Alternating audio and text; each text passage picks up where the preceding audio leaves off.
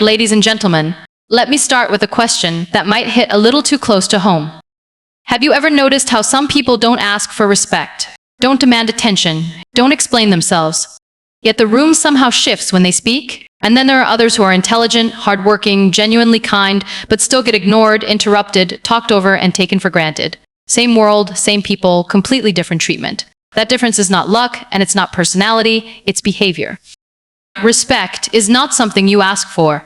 The moment you start chasing it with explanations, nervous energy, or people-pleasing, it slips further away. Today I want to break down why people don't take you seriously and how to fix it without changing who you are at your core. These are not tricks. They're rules. Simple ones. And each rule removes a habit that silently destroys respect. The first rule is this: stop explaining yourself so much. Over-explaining feels polite, but it screams insecurity. You explain your decisions, your boundaries, your feelings, even things nobody asked about. Every extra sentence quietly says you're looking for approval. Think about two people who arrive late to the same meeting. One rushes in and lists excuses about traffic, alarms, phones, life problems. The other says, "Sorry for the delay, let's begin." Same mistake, totally different energy. One is asking to be forgiven. The other owns the moment. Respect follows ownership, not excuses. When you make a decision, say it once, calmly, and stop. You don't owe the world a full explanation of your mind. Learn to say no without an excuse.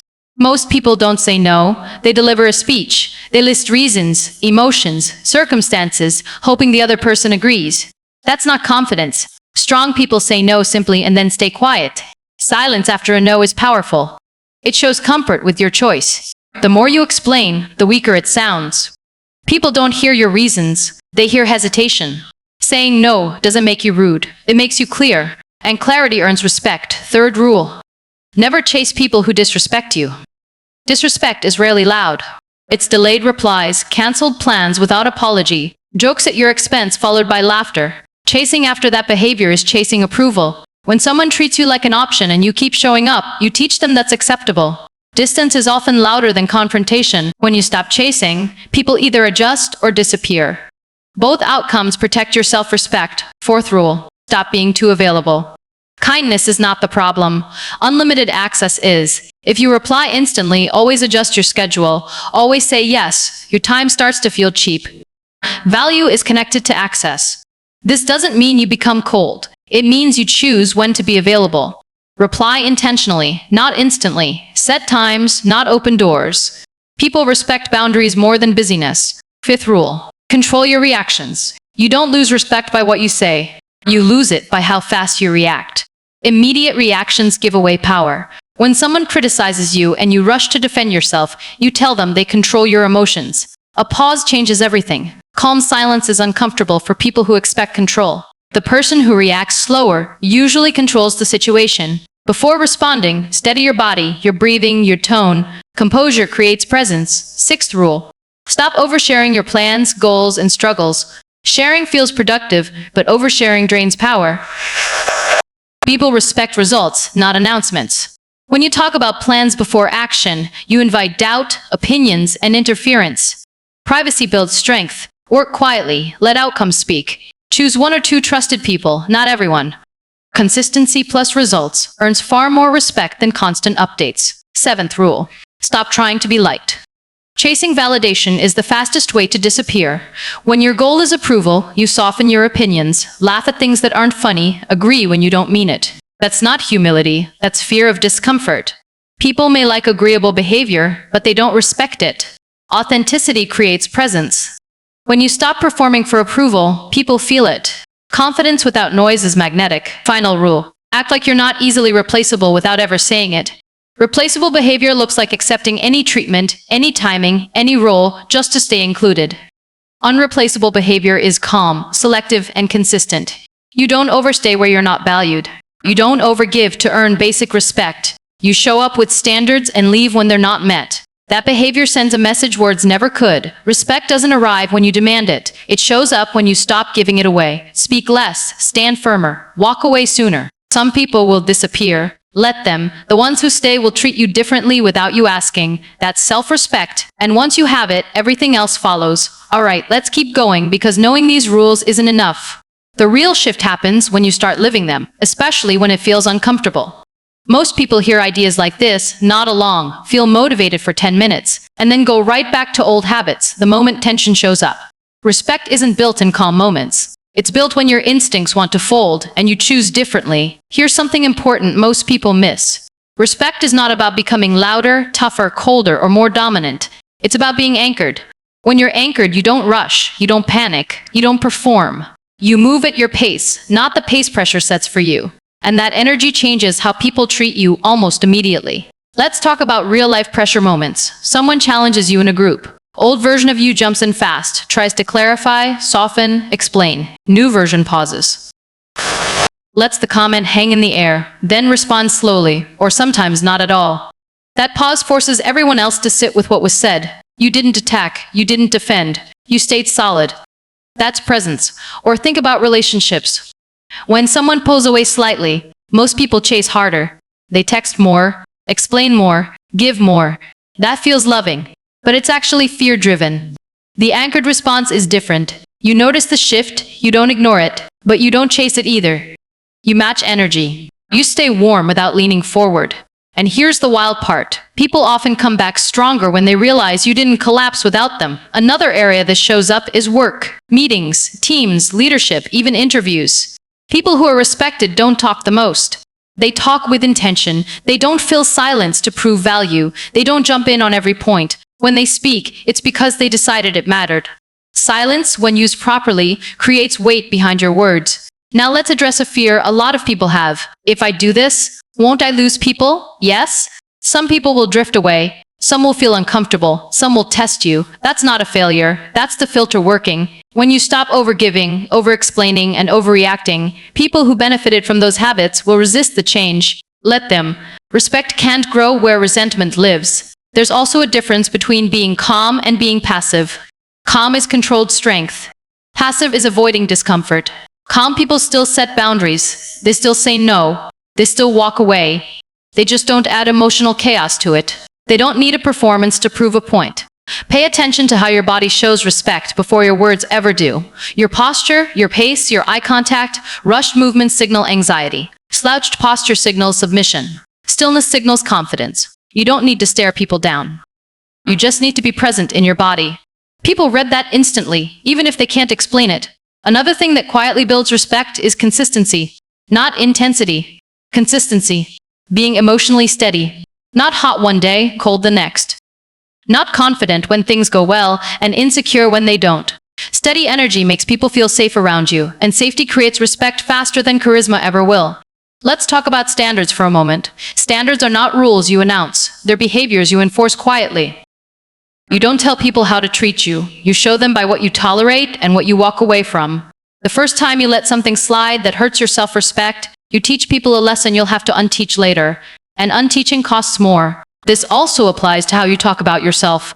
Self-deprecating jokes feel harmless, but used too often, they chip away at how people see you. Confidence doesn't mean bragging. It means not cutting yourself down to make others comfortable. Let compliments land. Let achievements exist without minimizing them. Here's another shift that changes everything. Stop trying to control how people see you. You can't. The more you try, the more you leak insecurity. Focus instead on controlling how you show up. Calm, clear, grounded. Over time, perception follows behavior. You'll notice something interesting when you live like this. Conversations become shorter but more meaningful. Drama fades. Some people stop testing you. Others start respecting your time without you asking. You didn't argue your way there. You didn't demand anything. You simply stopped leaking your power. And yes, this takes practice. You will mess up. You'll react too fast sometimes. You'll explain when you didn't need to. That's fine. Awareness is already progress. Catch it next time. Pause sooner. Speak less. Trust yourself more. The goal here is not to be untouchable or distant. It's to be self-led. When you lead yourself well, people follow naturally. When you don't, they sense it just as naturally. So take these rules seriously, not as ideas, but as daily behavior choices. Respect is not a personality trait. It's a pattern. Build the pattern, and respect becomes a side effect, not a chase. Now let's take this one level deeper, because at some point you'll realize something uncomfortable. A lot of the disrespect you experience isn't because people are bad. It's because you trained them, not on purpose, not consciously, but through repetition. Humans learn how to treat you by watching what you allow, what you correct, and what you ignore. Once you see that, you stop feeling like a victim and start feeling responsible, and responsibility is empowering. Think about the small moments. The jokes you didn't like but laughed at anyway, the plans you didn't want but agreed to, the opinions you swallowed to keep peace. Each moment feels minor, but together they build a story about you. People don't wake up one day and decide to disrespect you. They slide into it slowly, guided by your reactions. This is why self-respect always comes before external respect. You can't fake it, you can't demand it, you demonstrate it. When you respect your own time, people notice. When you don't rush to fill silence, people adjust. When you walk away calmly instead of arguing, people rethink their behavior. Not because you scared them, but because you confused their expectations. Let's talk about emotional control again, but from a different angle. Emotional control is not about suppressing feelings. It's about choosing where they go. You can feel anger without leaking it everywhere. You can feel disappointment without begging for reassurance. That internal regulation makes you unpredictable in a powerful way. People can't manipulate what they can't read easily.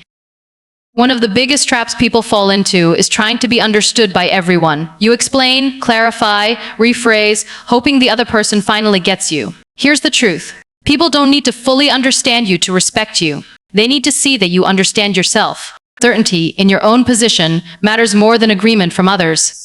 You'll also notice that when you stop chasing respect, conflict actually decreases. Not because you avoid it, but because people sense it's pointless to test you. You're not reactive. You're not desperate. You're steady. And steadiness is boring to people who thrive on control or drama. Another subtle shift is how you handle praise and criticism. When you're desperate for approval, praise makes you high, and criticism destroys you. When you're grounded, both pass through you. You take what's useful and discard the rest. That emotional independence is rare, and rarity creates value. Let's address confidence, because many people misunderstand it. Confidence is not loud opinions or aggressive energy. It's comfort with yourself in silence.